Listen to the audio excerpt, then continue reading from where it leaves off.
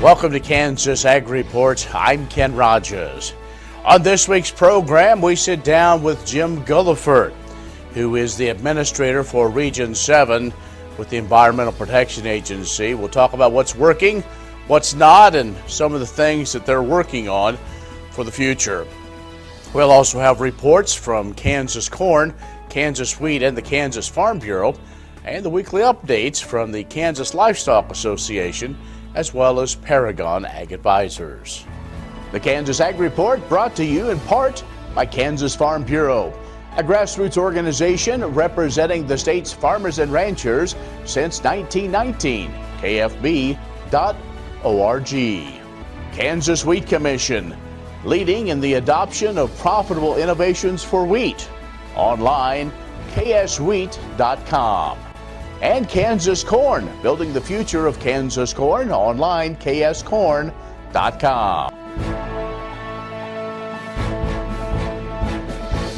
In ag news from agview.net, General Mills recently announced a commitment to advance regenerative agriculture practices on 1 million acres of farmland by 2030.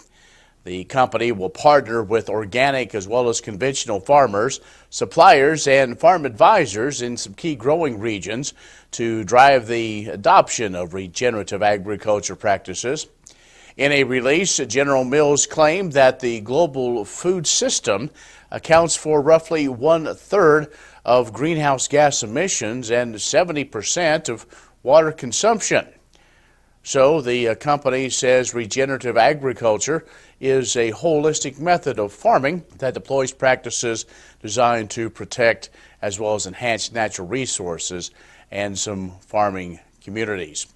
The practice focuses on pulling carbon from the air, then storing it back in the soil, in addition to helping the land be more resilient to those extreme weather events.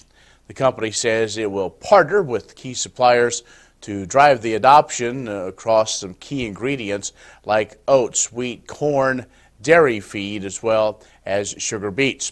General Mills also granting $650,000 to a nonprofit group called Kiss the Ground. It's to support farmer training and coaching through the soil health academies. Well, Kansas State University students were treated to a beefed-up dinner menu on Kansas Day at the end of January.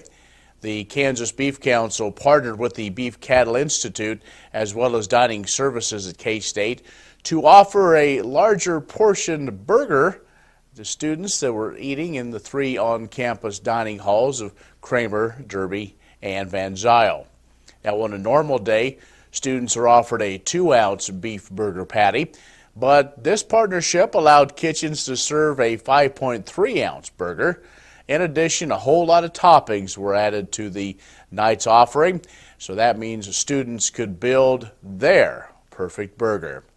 The Beef Council also coordinated student volunteers from the K-State Collegiate Cattlemen's Club as well as K-State Meat Science Association, and they were on hand at each of the dining halls to talk peer-to-peer with fellow students, then answer questions on anything from beef production, sustainability, as well as nutrition. Now, students were also asked to guess the number of sunflower seeds in a jar.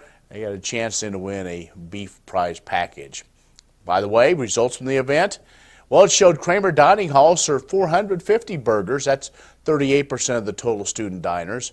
Derby served 650 burgers, about 50% of the total student diners there. Van Zyl, 192 burgers, 92% of total students that ate that evening. That is a quick check of Ag News. Stay with us. We'll have more in just a moment. Kansas Ag Report brought to you in part by Oldie Seed Farms, carrying soil-specific seed. Find them on the web, oldieseed.com. That's OHLDE seed.com. Kansas Livestock Association, supporting members' business interests and meeting consumer demands. KLA.org. Grass and Grain, online or in the mail, keeping Kansas farmers informed for over 60 years. Grassandgrain.com. And Kansas Grain Sorghum, growers working together. More at ksgrainsorghum.org.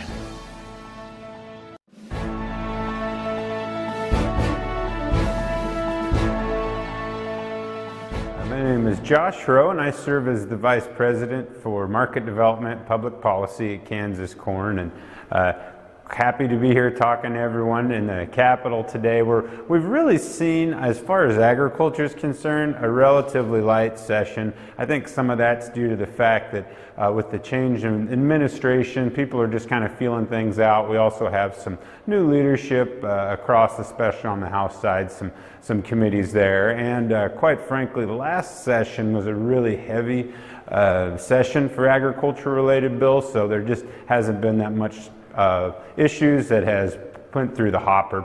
The main thing from a Kansas Corn perspective that we've really been engaged in is assisting with Kansas Farm Bureau had introduced Senate Bill 32, which would allow them to offer health care benefits. And our members have the same concern that Farm Bureau members have. A lot of people, you don't qualify for a subsidized Obamacare type plan, or you don't have a spouse that works off the farm. Hearing many instances of families paying $20,000 a year in health insurance premiums, and Farm Bureau believes they can offer savings 30 to 50% of that. And so it's been through the Senate side, and we've had a hearing on the House Insurance Committee side, and hopefully they get that worked out of committee yet this week, and then in the coming weeks, next couple of weeks, to vote on that bill.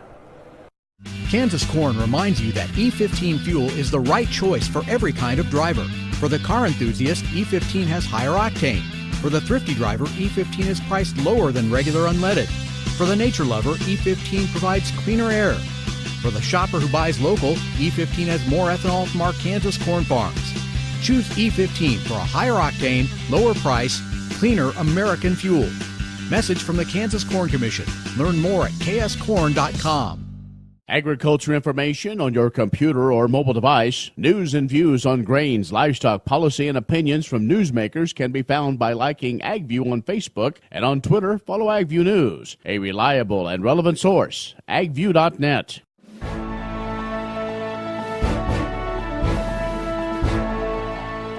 Well, joining us now is Jim Gulliford, who is the Regional Administrator for EPA Region 7. Of course, it is based in Kansas City. Jim, always good to get an opportunity to talk and to get kind of directly to the people. So EPA has been in the news, maybe not for the best reasons, but talk about what's going on there as far as the tone coming out of Washington. Sure. What we're really looking to emphasize is that we recognize the importance of agriculture. In this region, it's our largest industry. When you look at land use, when you look at the number of people that are employed, not only as farmers and ranchers, but in the processing of commodities. So we know how important it is to our states. We also know that the farmers and ranchers on the land could do the best job of protecting that land, giving us clean water, clean air, protecting land for the future. So we're trying to develop, a relationship of respect with our agricultural community, and also a relationship of clarity so that they know what the requirements are.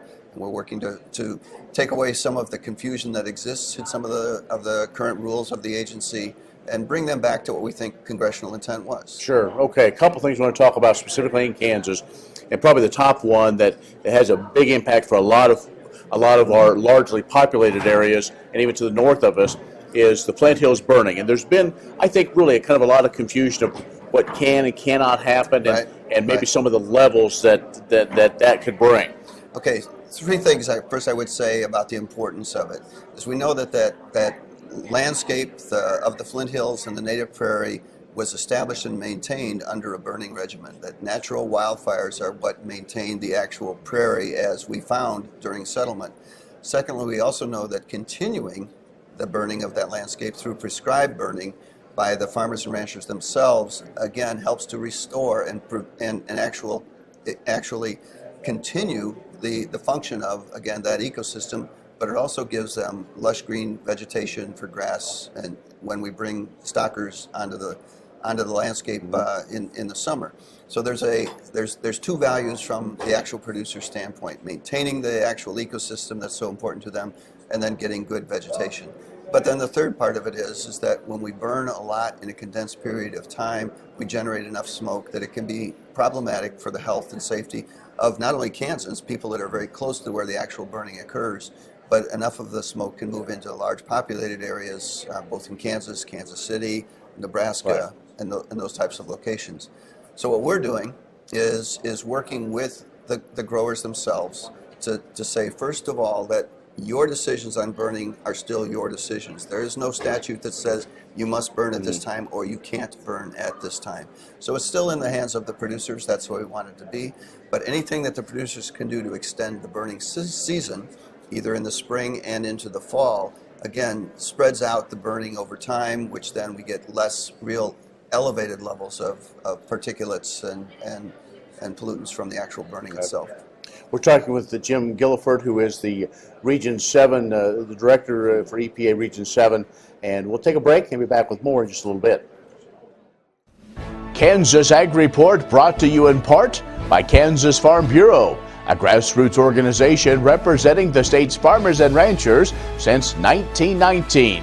KFB.org. Kansas Wheat Commission, leaders in the adoption of profitable innovations for wheat. And AgView.net, covering news and views in the Beef Belt and Western Corn Belt. Reliable and relevant, AgView.net. Many seed companies claim to offer the latest genetics, but how many have tested those genetics in soils just like yours? The Oldie Seed Know to Grow research program has fully tested the latest seed genetics in soils that are right in your neighborhood. The Oldie Seed Know to Grow program can recommend the best performing hybrids from technologies like Enlist, Extend, and Liberty Link that will optimize the yield and profit of every acre on your farm. Contact Oldie Seed today. What if U.S. soybean oil were an industry sensation? If end users started asking for it by name? That future is here. The time is now. To meet customer demands, the Soybean Checkoff is investing in varieties that produce oil with increased functionality. A message from the Kansas Soybean Commission, the Soybean Checkoff. Progress powered by Kansas farmers. The Kansas Wheat Innovation Center in Manhattan is rediscovering ways to get improved varieties and new genetics in the hands of farmers faster. Grower-led and checkoff-funded research initiatives are bringing about positive change. This grassroots leadership provides a strong voice in Topeka and Washington, D.C. Now is the time to partner with Kansas Wheat in moving wheat forward. Kansas Wheat Commission and Kansas Association of Wheat Growers. Farmers investing in their future and yours. Log on to rediscoverwheat.org.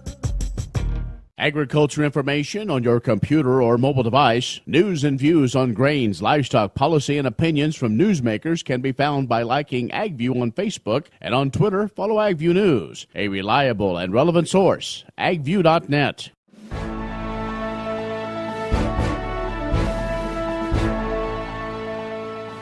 Let's continue our conversation now with Jim Gulliford, who is Regional Administrator for EPA Region 7, and of course, the other two big issues that we've been dealing with and working up to, waters of the U.S. and water in general. There's been probably a contentious relationship, I would think, with water, EPA, and some of the stakeholders. Well, one of our priorities in this administration is to provide clarity as to what the real outreach of the jurisdictional waters of the U.S. ought to be. And EPA is in the process right now of developing a rule which will explain that, make it very certain it won't reach as far. Clearly, it doesn't reach beyond, I think, what Congress intended to be the navigable waters and those immediately adjacent to them. In other words, to make sure that those processes are protected, but at the same time that we don't step too far into the private rights of growers and ranchers across the country. So look for a rule proposal. We'll take public comment on that. One of the things that we've committed to is a transparent process where all interests are heard, but we hope that we'll be able to give farmers and ranchers a clearer definition of what waters of the U.S. are, so that they understand if they're planting something on their property, on their land, that they'll know whether it's subject to those rules or not. The announcement's been made. It's a work in progress to bring E15 year-round.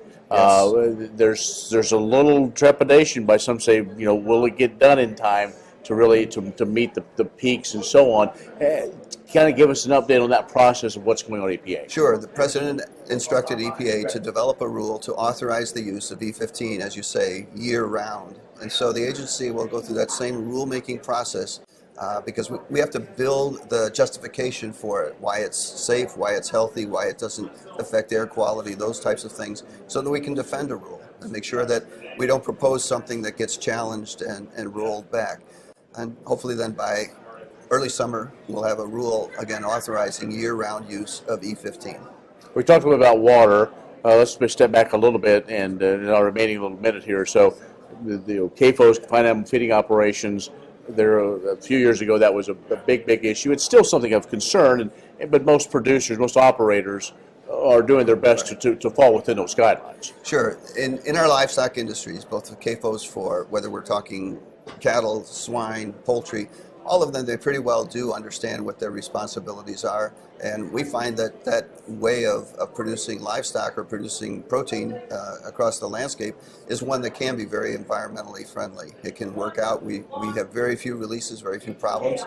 And one of the things that we're just doing now, just within the last week, again, we proposed a rule that will eliminate the requirement under EPA, which is the Emergency Planning Citizen Right to Know Act, that farmers and livestock producers will no longer have to report emissions from their CAFO facilities. This is a real positive thing, both for the producer, because it's a burden, an unnecessary burden on them, but secondly for the emergency responders, because they don't need that information anyway. They're worried about accidents and emergencies. They're not worried about the routine, day-to-day emissions that come from livestock facilities. Right. So again, we think this is takes some of the burden, unnecessary burden from agriculture, and makes it more certain that farmers understand and ranchers understand what the requirements are. Super. Thanks for the update. Appreciate it. Very good. Jim Gulliford, who is the Regional Administrator for EPA Region 7, has joined us. We'll have more coming up. Premier Farm and Home has what you need to make your lawn the best in the neighborhood. Hi, I'm Ken. We choose Premier Farm and Home for the professional look that we do ourselves. Feel free to stop in. You can also visit our website at heycow.com. Kansas Farm Bureau, the voice of agriculture, represents grassroots agriculture. The state's largest and most powerful farm organization stands up for its members through leadership development, agriculture education, legal defense, environmental advocacy, farm safety, and risk management. Members also enjoy money-saving benefits. To join our organization today or to learn more, go to www.kfb.org or find us on Facebook and Twitter. All over the country, more and more communities are making the change to biodiesel made from U.S. soybean oil. And the decision continues, improving the health and welfare for millions of Americans while adding billions to our national economy.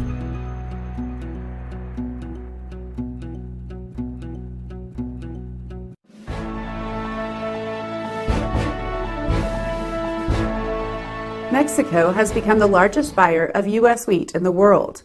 Mexico buys about 100 million bushels of wheat from the United States each year, including 60 million bushels of hard red winter wheat, the primary class of wheat grown in Kansas. A rising number of industrial bakeries, along with traditional artisan bakeries, account for about 70% of wheat consumption, according to the association representing Mexican millers. That puts Kansas farmers and other hard red winter wheat producers in a good position to meet that demand. Being close to hard red winter wheat production and having a highly functioning ability to import a large share of hard red winter wheat directly via rail from the Plains states is an advantage for Mexico's buyers. Yet our customers there have many other sources of milling wheat to which they can turn.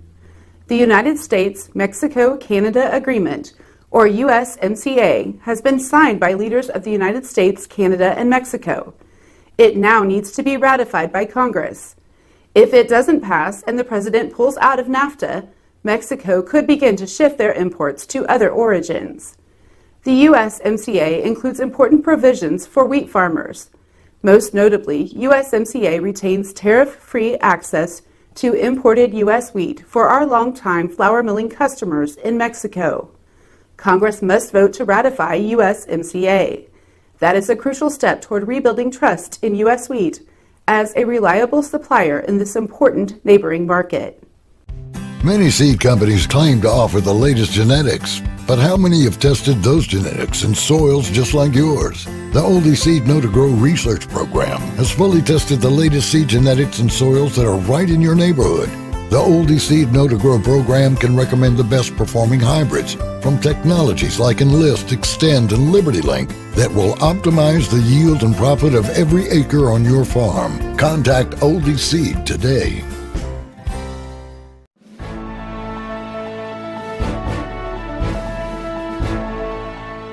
Well, the reason I'm here today, inclement weather notwithstanding, is because I find myself in that particular slice of our populace where I make too much money for assistance, but I cannot afford my health coverage premiums. As such, I've been uninsured for about 15 months. And I've had insurance probably for 99% of my adult life. Thankfully, I was able to raise my kids and get them done before ACA clobbered us. But as of right now, I just could not afford the premiums, which would end up being over 55% of my base salary on my, quote, off the farm job. So when you start asking yourself, how many bushels of grain do I need to harvest and not count the inputs just to pay my health insurance, I mean, it just puts it in an entirely different light. I've always said you're not buying health insurance, you're buying catastrophe insurance. Just making sure that you're not financially wiped out in the unforeseen case of an injury or a disease. Thankfully, our hometown senator and representatives have been very open, very supportive. I think they understand they live the life too, living out where we live. I've tried to share with folks that aren't as familiar with the situation to look at where they're at and realize that some of us, we obviously just make too much money to get assistance, but we still can't afford the premiums. Agriculture information on your computer or mobile device, news and views on grains, livestock, policy, and opinions from newsmakers can be found by liking AgView on Facebook, and on Twitter, follow AgView News, a reliable and relevant source, agview.net. You don't have to be a farmer or rancher to become a Kansas Farm Bureau member. Anyone can join. As a member, you'll get discounts on things like hotels and entertainment, health and wellness services, cell phone plans, and more. You'll also strengthen the lives of your fellow Kansans and help build strong, prosperous communities through agriculture advocacy and education. Join us today. Visit kfb.org/join to learn more.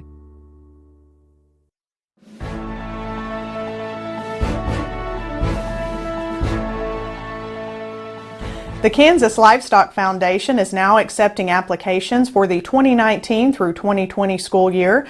Applicants must be graduates of a Kansas high school and, except for vet students, undergraduate students at a Kansas community or senior college.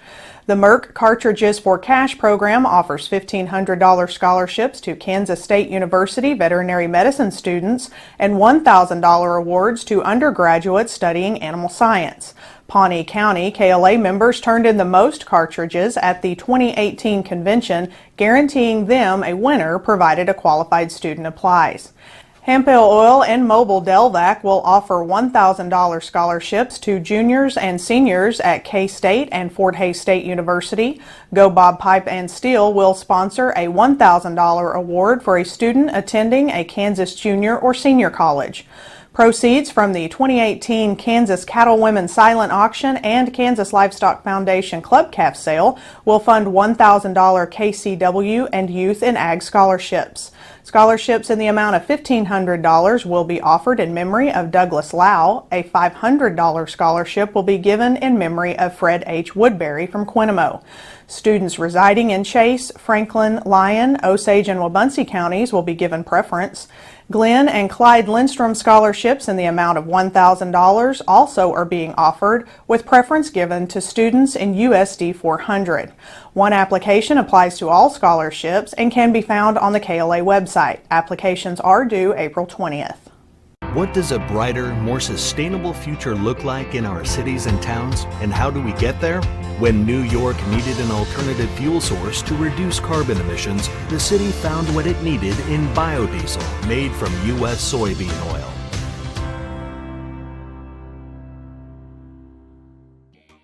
The Kansas Wheat Innovation Center in Manhattan is rediscovering ways to get improved varieties and new genetics in the hands of farmers faster. Grower-led and checkoff-funded research initiatives are bringing about positive change. This grassroots leadership provides a strong voice in Topeka and Washington, D.C. Now is the time to partner with Kansas Wheat in moving wheat forward. Kansas Wheat Commission and Kansas Association of Wheat Growers. Farmers investing in their future and yours. Log on to rediscoverwheat.org. Agriculture information on your computer or mobile device. News and views on grains, livestock, policy, and opinions from newsmakers can be found by liking AgView on Facebook, and on Twitter, follow AgView News. A reliable and relevant source, agview.net.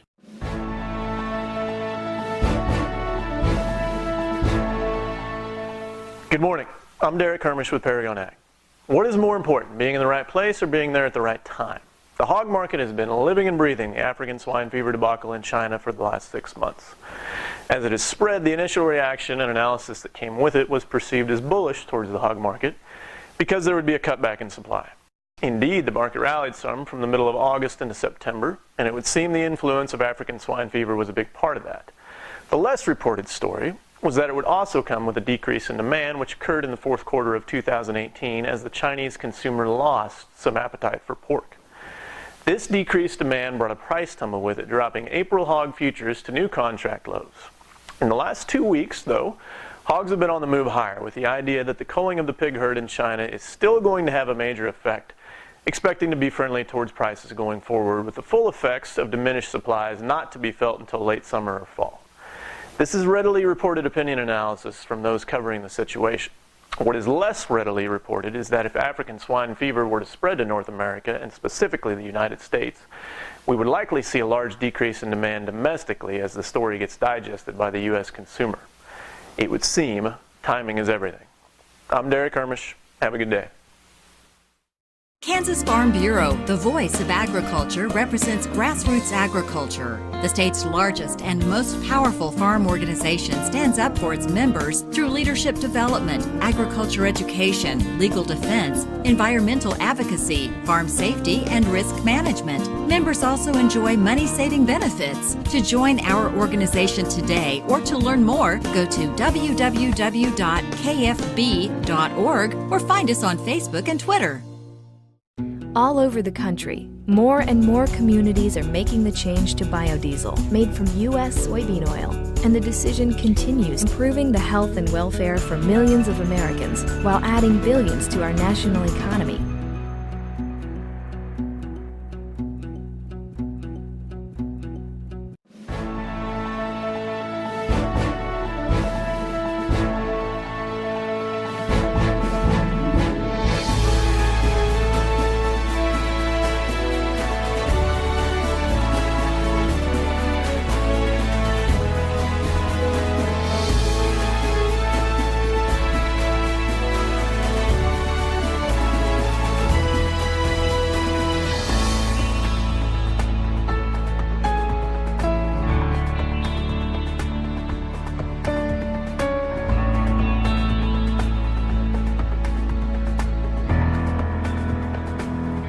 Well, that's our show. Be social with us online, KansasAgReport.net, or on Facebook and Twitter. Show is also in podcast form at castbox.fm. Just search Kansas Ag Report.